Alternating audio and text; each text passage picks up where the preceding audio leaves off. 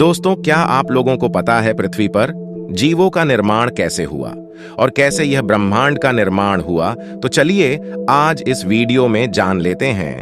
हमारी यह खूबसूरत दुनिया, जिसमें विभिन्न प्रकार की भौगोलिक विविधता है और जैव विविधता की असंख्य प्रजातियां यहां देखी जा सकती हैं। विभिन्न वैज्ञानिकों के अनुसार हमारी दुनिया में जीवों की लगभग 3 करोड़ प्रजातियां हैं, जिनमें से आज तक केवल 16 लाख प्रजातियां ही खोजी जा सकी हैं। हमारा निर्माता कौन है? पृथ्वी पर पहला जीवन कैसे प्रकट हुआ? आइए आज जानते हैं। दोस्तों, हम सभी जानते हैं कि हम अपने पूर्वजों से आए हैं और वे किसी समय विकास के परिणाम स्वरूप बंदर प्रजाति से आए थे। लेकिन आप में से कई लोगों के मन में कभी कभी यह सवाल आता होगा कि बंदर प्रजाति इस दुनिया में कैसे आई? हमारी दुनिया में इतने सारे जंगल भरे पड़े हैं कि सबसे पहले पौधों का निर्माण हुआ या किन पौधों के बीजों से हुआ, और पृथ्वी पर पहला पौधा कैसे उत्पन्न हुआ? ब्रह्मांड के निर्माण के 9 अरब वर्ष बाद, यानी लगभग 4.5 अरब वर्ष पहले, एक विस्फोट के माध्यम से सूर्य से हमारी पृथ्वी का जन्म हुआ। पृथ्वी पर जीवन की उत्पत्ति कब और कैसे हुई, यह ठीक कह पाना असंभव है, लेकिन कई दार्शनिक और वैज्ञानिक जीवन की उत्पत्ति के बारे में अपने अलग अलग सिद्धांत प्रस्तुत किए हैं, जिनमें से अधिकांश की कोई वैज्ञानिक व्याख्या नहीं मिल पाई है। उनमें से विशेष सृजन का सिद्धांत उल्लेखनीय था, जहां यह माना जाता है कि पृथ्वी और पृथ्वी पर विभिन्न जीवन की उत्पत्ति सभी ईश्वर द्वारा बनाई गई है। एक अन्य महत्वपूर्ण सिद्धांत ग्रहवाद सिद्धांत है, जिसके अनुसार पृथ्वी के निर्माण के बाद पृथ्वी पर पहला जीवन किसी अन्य ग्रह से आया था।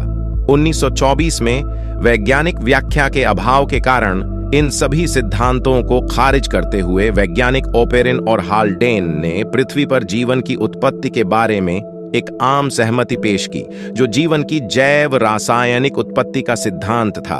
जैव रासायनिक सिद्धांत के अनुसार पृथ्वी पर पहला जीवन था लगभग 3.5 अरब वर्ष पहले हुआ, और उस सरलतम आदिम से क्रमिक विकास के माध्यम से विभिन्न जटिल जीवों का निर्माण हुआ।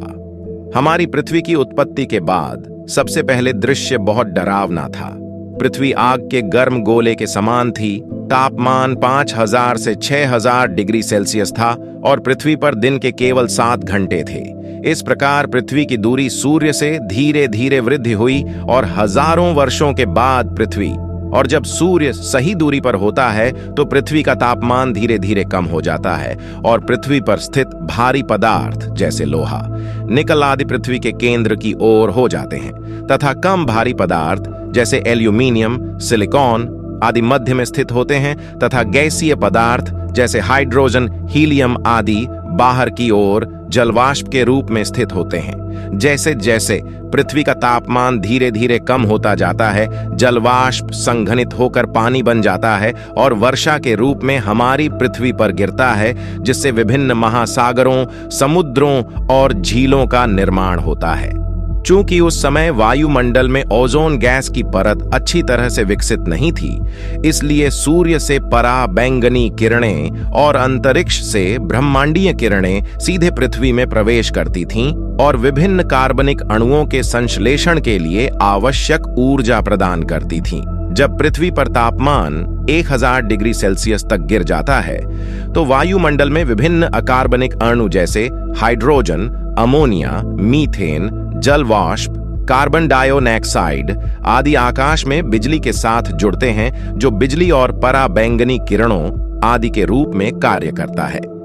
पानी में विभिन्न रासायनिक प्रतिक्रियाएं करना संभव था और इससे सरल कार्बनिक अणु जैसे अमीनो एसिड, फैटी एसिड और बाद में जटिल कार्बनिक अणु जैसे प्रोटीन, न्यूक्लिक एसिड बनाए गए, जो डीएनए और आरएनए बनाने में सक्षम हैं।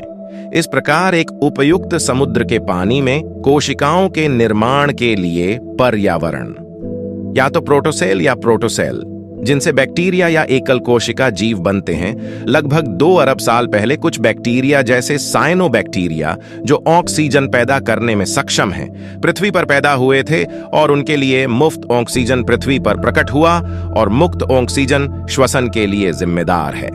कोशिकाएं बनती हैं और जीव बनते हैं। इसके बाद समुद्री जानवर, सरीसृप और डायनासोर आते हैं। फिर 200 मिलियन वर्ष पहले विनाश का दिन आया। एक क्षुद्र ग्रह पृथ्वी से टकराया और सभी डायनासोर, प्रजातियां, पौधे और जानवर तुरंत नष्ट हो गए, जिसे परमिडियन विस्फोट के रूप में जाना गया।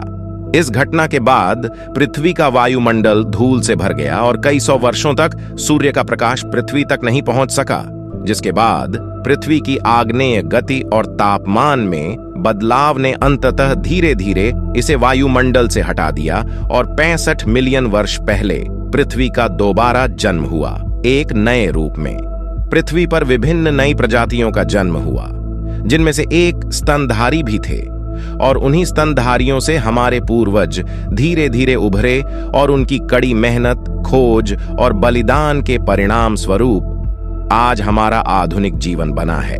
तो दोस्तों, ऐसी और वीडियो के लिए हमारे चैनल को सब्सक्राइब करें। मिलते हैं किसी और नए वीडियो पर, तब तक के लिए अलविदा।